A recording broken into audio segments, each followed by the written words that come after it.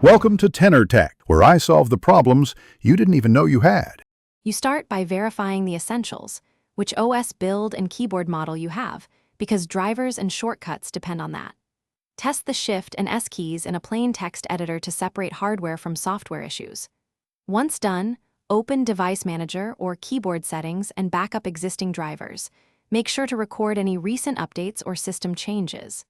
This prevents guesswork later and sets you up to target either a driver, system, or application-level fault, so you don't waste time chasing the wrong cause. Now diagnose the middle layer. Run built-in keyboard troubleshooters and, if needed, reinstall or roll back the keyboard driver, because corrupt drivers often break shortcuts.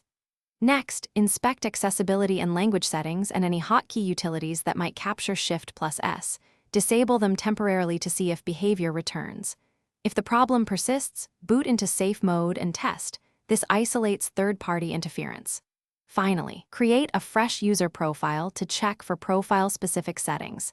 If it works there, you know the issue is confined to your use. To finish, apply the identified fix.